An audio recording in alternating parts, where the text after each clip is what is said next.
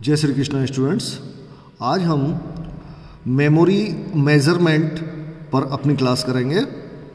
Memory measurement कैसे होता है, यानी कि अगर हम कंप्यूटर के अंदर अपना डाटा स्टोर कर रहे हैं तो हमें कैसे पता चलेगा कि हम कंप्यूटर की मेमोरी में अपना कितना डाटा स्टोर कर सकते हैं या कितनी पिक्चर हम उसमें रख सकते हैं, कितने लेटर, डॉक्यूमेंट्स, कितनी फाइलें हम उसके अंदर स्टोर कर सकते हैं। यहाँ तक कि जैसे आपका मोबाइल में भी मेमोरी होती है, उस मोबाइल की मेमोरी भी कितनी होती है, उस मेमोरी में हम कितने फ़ोटो, कितने सॉन्ग्स या कितनी मूवी या वीडियो हम उसमें स्टोर कर सकते हैं। तो इसका मेजरमेंट करने के लिए हम कुछ इकाइयाँ होती हैं जिनको यूज़ करते हैं, तो इसको हम कहते हैं मेमोरी का मेजरमेंट करना। तो यहाँ पर मैं आपको बताना चाहूँगा कि जिस तरह हम किसी भी वस्तु का मेजरमेंट करते हैं, यानी कि किसी वस्तु का वजन करना है हमें, तो हम उसका वजन ग्राम में, किलोग्राम में, क्विंटल में या टन में करेंगे।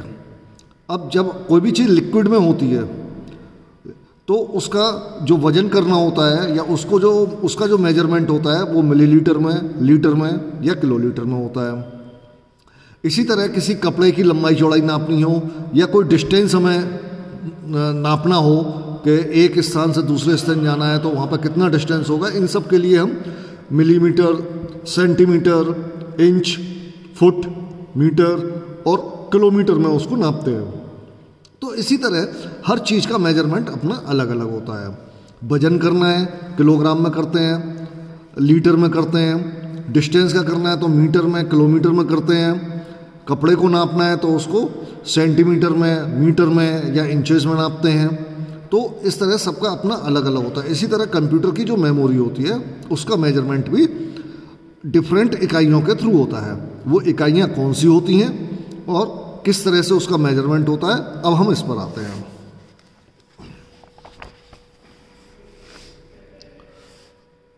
मेमोरी मापने की इकाइयाँ।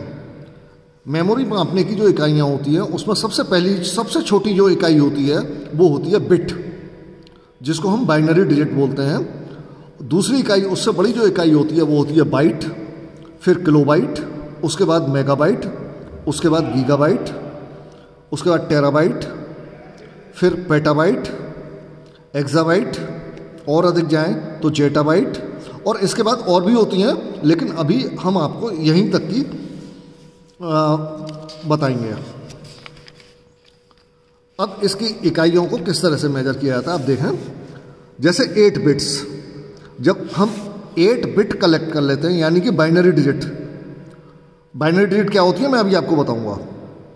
तो 8 बिट्स जब हम इकट्ठी कर लेते हैं बाइनरी डिजिट को, तो वो एक कैरेक्टर के बराबर होती हैं। यानी कि कंप्यूटर के कीबोर्ड से आप कोई भी एक अल्फ़ाबेट या कोई भी एक कैरेक्टर, चाहे वो न्यूमेरिक हो, चाहे वो स्पेशल हो, यहाँ तक कि स्पेस, अगर आपने स्पेस दिया है तो वो भी एक कैरेक्टर के बराबर काउंट होता है।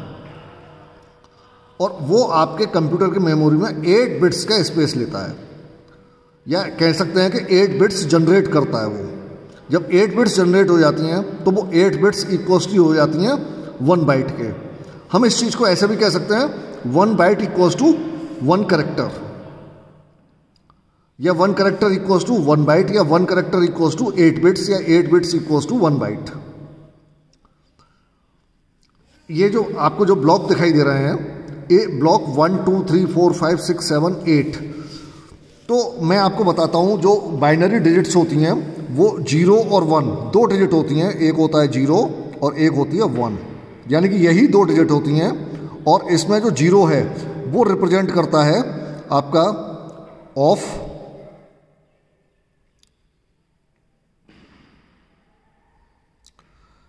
और 1 रिप्रेजेंट करता है ऑन को।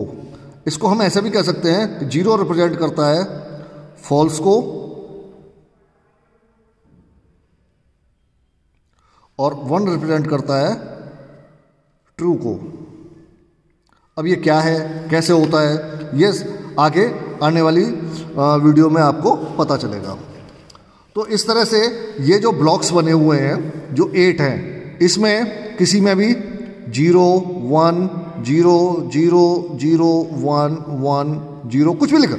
तो ये इस तरह से जब 8 बिट्स हो जाएंगी तो वो 1 बाइट हो जाएगा या 1 करेक्टर हो जाएगा। यानी कि जैसे मैंने अभी बताया आपको कि एक करेक्टर आपने प्रेस किया, मान लीजिए आपने कंप्यूटर का कीबोर्ड से ए प्रेस किया, ए प्रेस करते ही वो कंप्यूटर की मेमोरी में 8 बाइनरी डिजिट जनरेट कर देगा और वो 8 बाइनरी डिजिट जो है वो 1 बाइट के बराबर हो जाएंगी।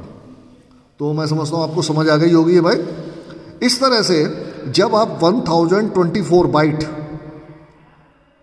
कीबोर्ड से टाइप कर देंगे तो वो हो जाएगी 1 kilobyte.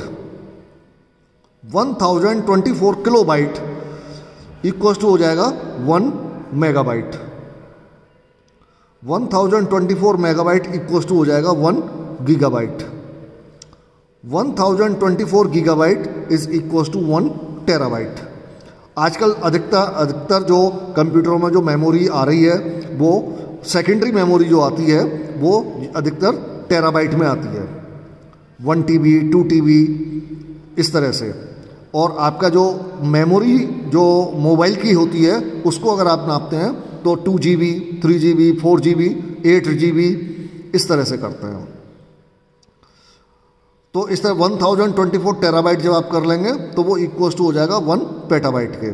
1024 petabyte equals to 1 exabyte and 1024 exabyte equals to 1 zettabyte. तो ये इसकी मेमोरी को मापने की इकाइयां हैं, यूनिट्स हैं, और उनको हम किस तरह से मेमोरी को कैलकुलेट करते हैं ये वो सब आपको बताया गया है यहाँ पर। तो इससे आपको पता चलेगा कि हमारे कंप्यूटर की जो मेमोरी है वो कितनी है और हम उसमें कितना डाटा स्टोर कर सकते हैं।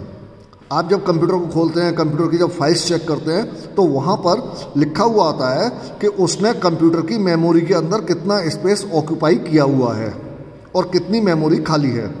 इसको आप कंप्यूटर उसके अपने मोबाइल पे भी चेक कर सकते हैं। मोबाइल पे भी वो बता देता है कि आपके मोबाइल की इतनी मेमोरी है और इतना इसमें से भरा हुआ है और इतना इसमें से बचा हुआ है। तो आप देखेंगे कि जो पुराने टाइप के मोबाइल हैं उसमें वो MB में आ रहा होगा और अब जो नए मोबाइल जो आ रहे हैं वो GB, यानी कि GB मतलब गीगाबाइट, MB मतलब मेगाबाइट। ठीक है, तो स्टूडेंट्स मैं समझता हूँ आपको ये आज की बात समझ आ गई होगी और इसके आगे की जो बाइनरी डिजिट्स हैं अब इसके बारे में हम कल की क्लास में चर्चा करेंगे। Thank you.